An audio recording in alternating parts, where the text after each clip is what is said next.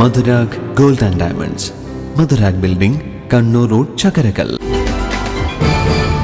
കൂടാളി താറ്റോട് ശ്രീ മഹാവിഷ്ണു ക്ഷേത്രത്തിൽ ഭക്തപ്രിയ ശ്രീമതി രമാദേവി തൃപ്പൂണിത്തറയുടെ നേതൃത്വത്തിൽ നടന്നുവരുന്ന 15ാമത് ഭാഗവത സപ്താഹയജ്ഞം 6ാം ദിവസം നിറഞ്ഞ ഭക്തജന സാന്നിധ്യം. സെപ്റ്റംബർ 14 മുതൽ 21 വരെയാണ് സപ്താഹയജ്ഞം.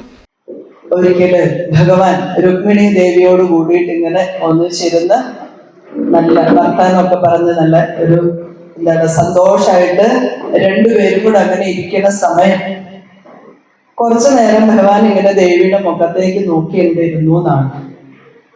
എന്നിട്ട് ഒരു ചോദ്യം ചോദിച്ചു, അല്ല രുക്മിണി, ഞാനൊരു കാര്യം ചോദിക്കട്ടെ, നീ എന്തിനു വേണ്ടിയിട്ടാണ് എന്നെ വിവാഹം കഴിച്ചതെന്നാണ്?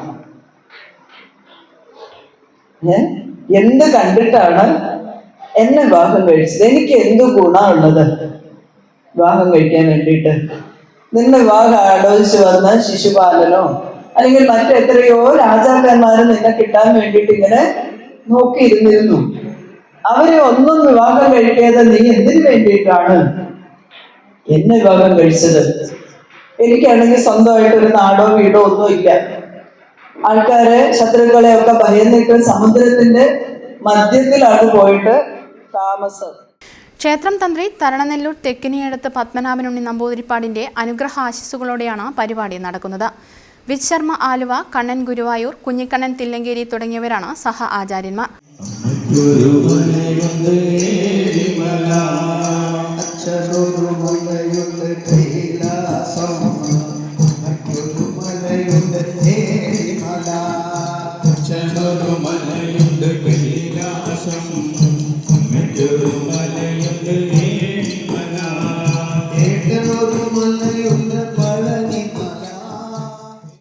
ആദ്യമായിട്ടാണ് ഒരു ഭാഗവത ആചാര്യയുടെ യജ്ഞം ഈ ക്ഷേത്രത്തിൽ നടക്കുന്നതെന്നും ശ്രീമദ് ഭാഗവതം നൽകുന്ന സന്ദേശം ജനങ്ങളിലേക്ക് എത്തിക്കുക എന്നതാണ് സപ്താഹയജ്ഞം കൊണ്ട് ഉദ്ദേശിക്കുന്നതെന്നും ക്ഷേത്രം പ്രസിഡന്റ് എം സുകുമാരൻ മാസ്റ്റർ പറഞ്ഞു.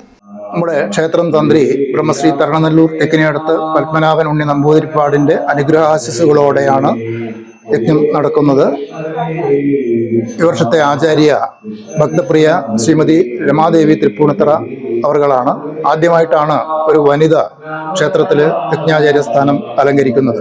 സഹ ആചാര്യരായി ശ്രീ വിജയ് ശർമ്മ ആലുവ, അതുപോലെ ശ്രീ കണ്ണൻ ഗുരുവായൂർ, ശ്രീ കുഞ്ഞിക്കണ്ണൻ തില്ലങ്കേരി എന്നിവരുടെ സാന്നിധ്യവുമുണ്ട്.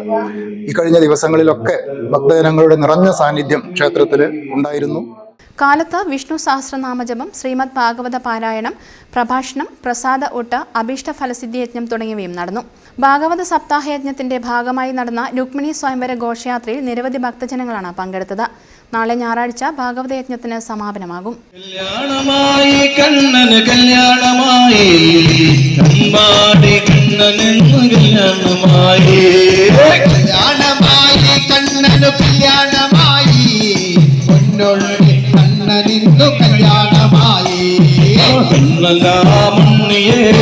പൊന്നുണ്ണി കണ്ണനെ കരോമലുണ്ണിയായി ഓടിവായോ,